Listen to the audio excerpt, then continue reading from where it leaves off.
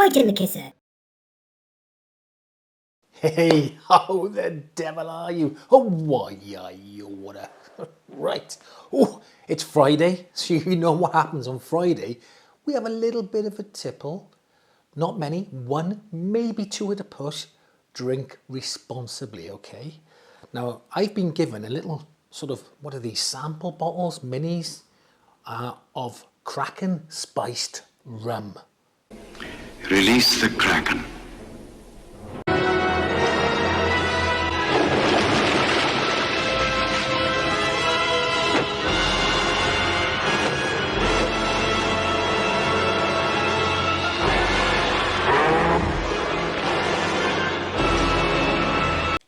There you go.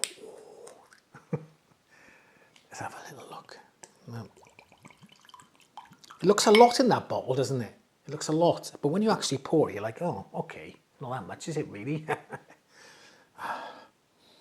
Down the hatch, chin chin, cheers.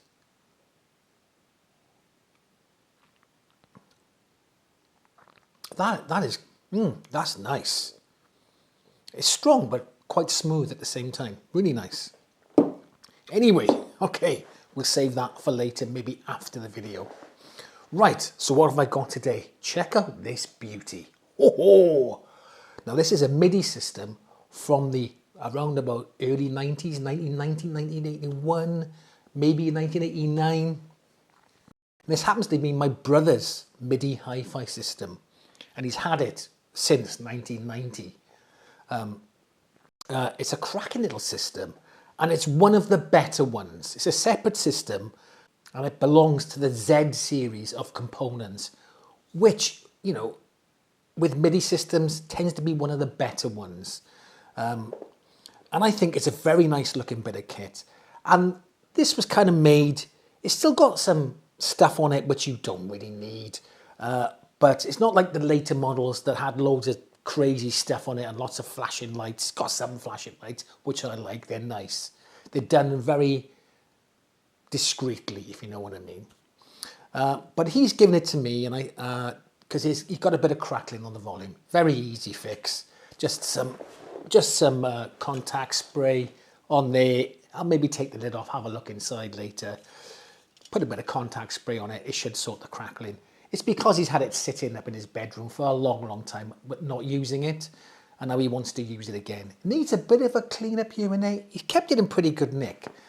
It all still works though. It's, what's that, 35 years old. All still works perfectly.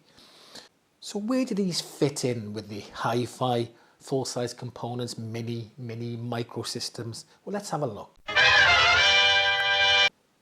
I think HiFi peaked in the late 70s with incredible looking systems from the likes of Pioneer, Sansui, Marantz, etc. There were a few more, but you know what I mean.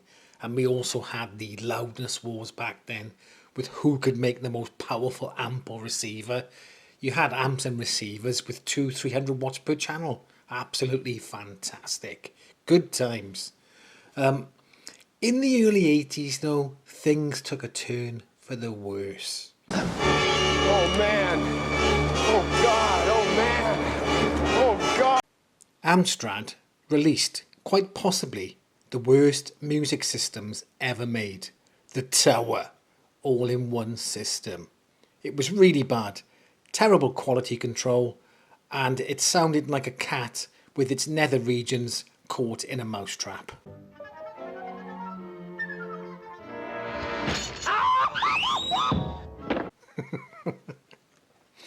But when other companies seen how much money there was being made, they soon followed suit.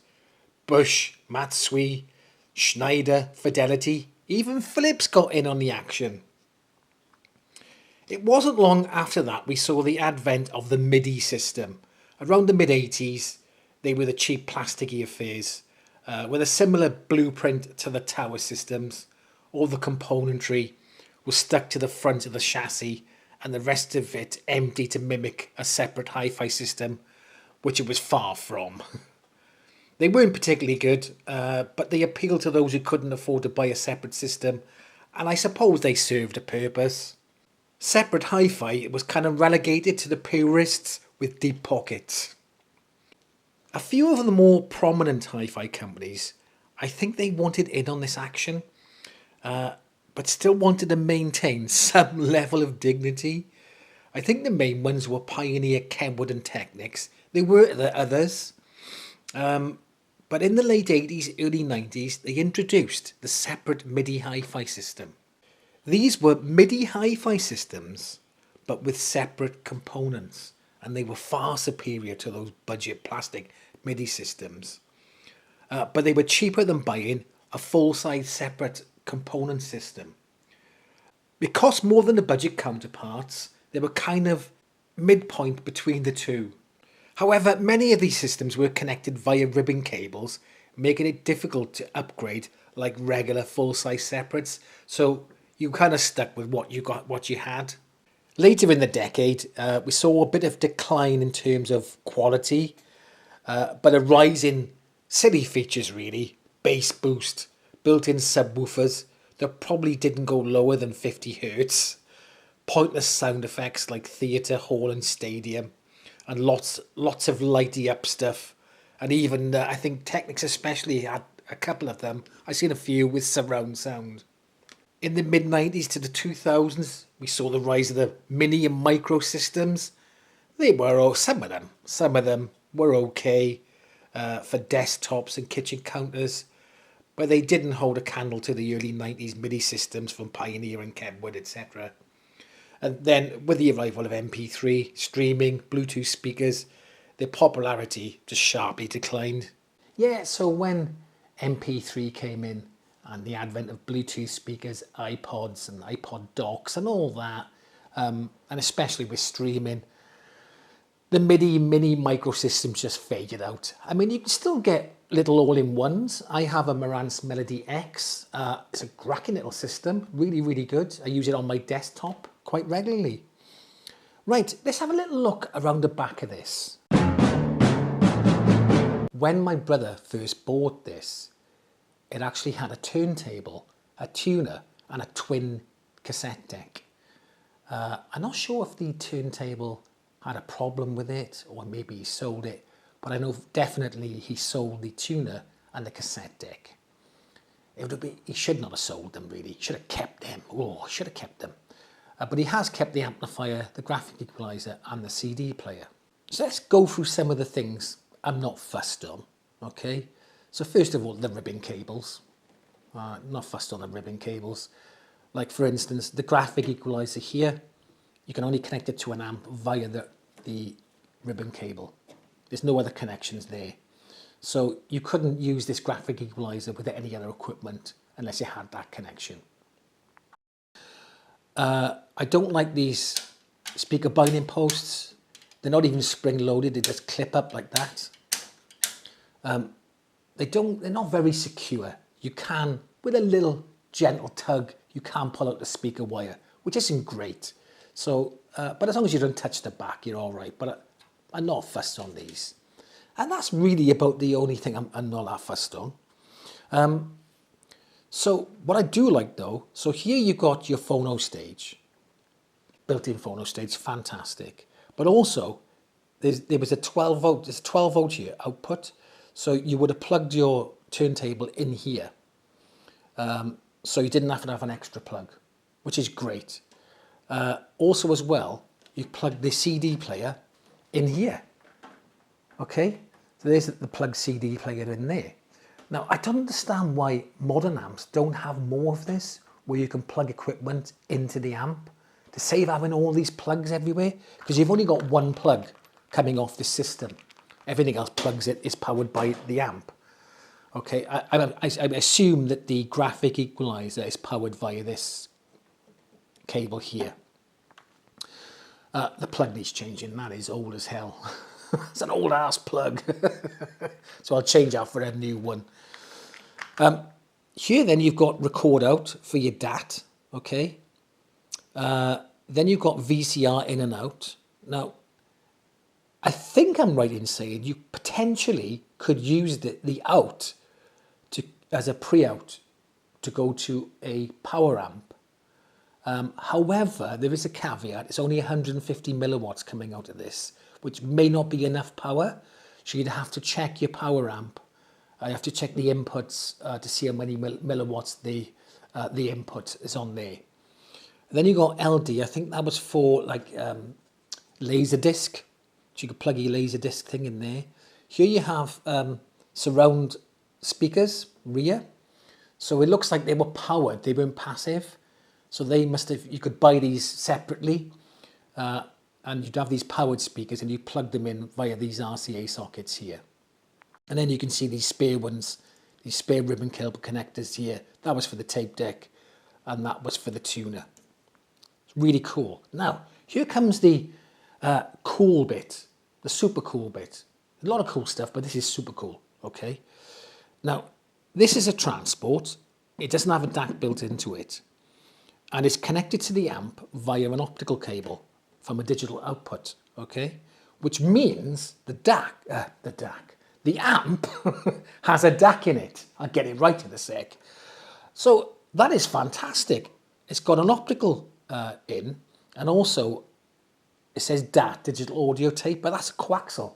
I'm pretty sure that's a coaxial connection. So it has digital connections and a DAC built in to an amp that's from 1990. Unusual for that time. Very, very unusual. So that is really great to see. So you could use this.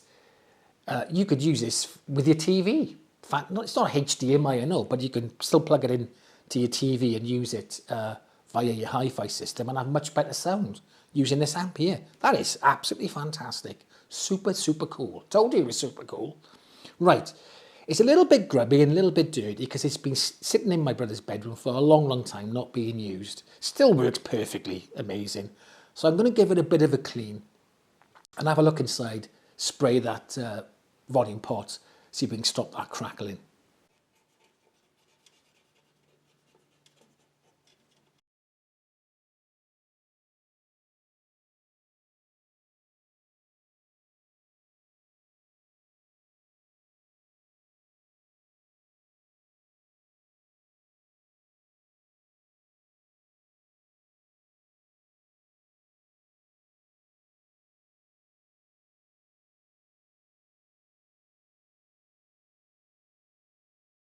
Okay, I've just taken the lid off to have a little look inside. Just want to spray a bit of contact spray down here on the volume pot there. They're wobbling back and forth. Should it be doing that? I don't know. I want to give that a good clean in there. But also, it's quite dusty in here. Get away, fly. Got this little,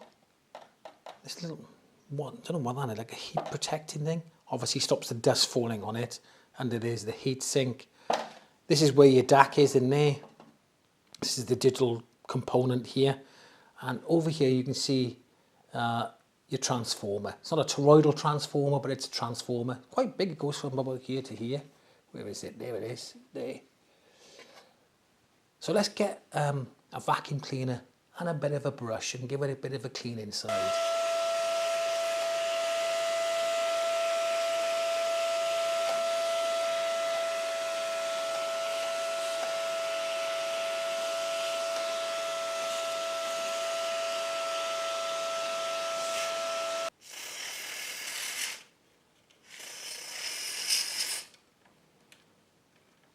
And here it is, all clean. It's got that new car smell. So I've cleaned all the back, all the parts on the back are all clean, looking absolutely spiffing. Cleaned all the casing, the inside. And I've also given the fascia a good scrub. Taken all the knobs off and cleaned them and cleaned inside. So it's looking like a new pin. Let's have a little look around the unit. I didn't mention before, I think I mentioned that this was a CD transport. But what I didn't say was about that ribbon cable. So it is connected to the amp via a ribbon cable.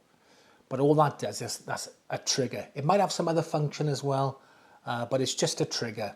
So when I turn off the amp, the CD player goes off. When I turn it on, CD player, it all turns on, everything turns on. So it all comes on in one. You can't turn it off permanently here.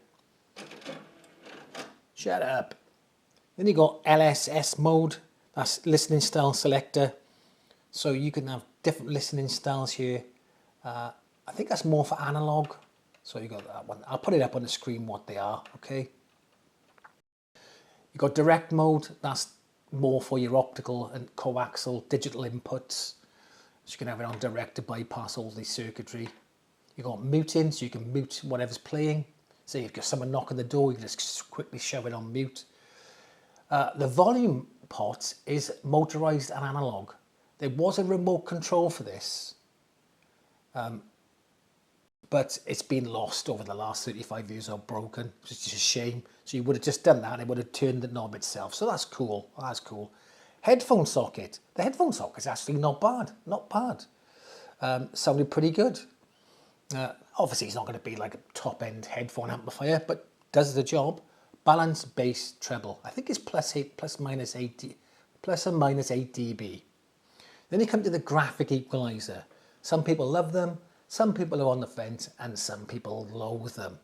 I'm kind of in the love almost there, okay? I quite like a graphic equalizer. I think they're fun to look at for a start. They're definitely eye candy, especially when let's play something. Have a look at that. Oh, it just looks cool. I think it looks nice. You don't have to use it. You can have it on direct mode or flat. And if you do, you just look at it and say, isn't that nice? I think it looks cool. So on here, we have a lot of stuff going on. Okay, it's a bit of a learning curve. You got some presets here. So you got a headphone, so you can change it to headphone, car stereo. Maybe this is to do with recording, the car stereo one. I don't know. You got an active loudness, loudness button. It's not on the amp, it's actually on here. So that's handy to have. Then you got random equalization. So it just goes through some random presets here. There we go. And then you can just put it back to flat again and then just go flat again there. You can also put it on program. Okay, so you can have your programs here. You can add your own programs as well. I think you get 4 programs you can add. So right, let's add some random one here. There we are. Blah, blah. That's going to sound terrible, but there we are. Okay, and then I can press memory. It'll shuffle through, and I'll say, oh, I'll keep that on D. There we go. So D now will be that preset. I've already set A to like a U curve there. This one I just dragged the vocals down, dragged the mid-range down a bit. So I got some presets there, but I was messing about with it. So you can save them and have them there. You can go back onto preset, and you've got preset ones then, heavy, clear, soft, and vocal, I think. Or is that vocal? Something like that. Visual? I don't know. And there you are. So they have some presets here. I'll put it back to flat again. Now, it does have some effects on there. Vivid, mild, sharp and warm. Again, a bit pointless really, aren't they? I don't understand why they're on there, but they're there. And a lot of these MIDI hi-fis had these things on there. But you can change the effect level using this here.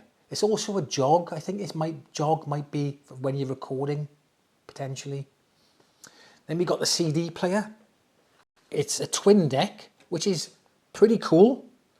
Now it's handy on a twin deck, isn't it? Because I've got, say for instance, this album here, this is a double CD.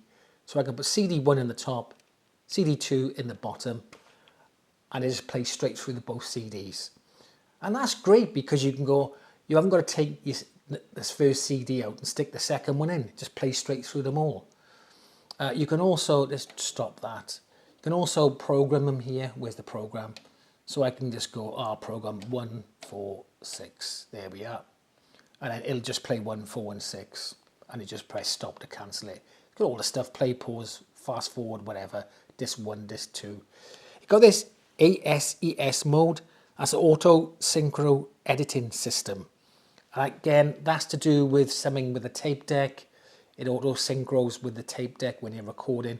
I haven't got a tape deck to try it out, so I'm not 100% sure how it works. Then you've got auto reverse, auto eject here. Repeat, random, and whatever, time. So it's really, really cool.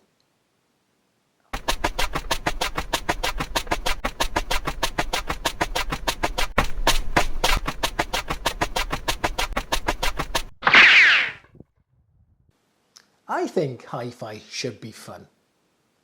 And I've had a lot of fun with this. I really have, especially playing around with the graphic equalizer. I really enjoyed using it, really did. But it's all very well being fun if it sounds a bit poop, okay? And I'm happy to say that this sounds really good. Very, very good considering it's 35 years old. I did a direct comparison to my League Stereo 230 with using the DAC in this and the DAC in that. And to be fair, there's not a lot of difference. League Stereo slightly better, but not by a huge amount. This may have even dug it just a little bit deeper, but the League Stereo 230 just handled it a little bit better and had a little bit more detailed retrieval. But the differences were very small. And don't forget, this is 35 years old. So I also tried out the phono stage. I was playing a little bit of Beatles, Let It Be album, cracking album that. Phono stage sounds great. I reckon it compares with the League Stereo 230's built-in phono stage, and it was a lot better than the built-in phono stage on the Audio-Technica turntable I have. Is it as good as, say, I don't know, a higher-end external phono stage? Probably not, but it does a very decent job of it. Now, I have done a sound test comparing this to the League Stereo 230.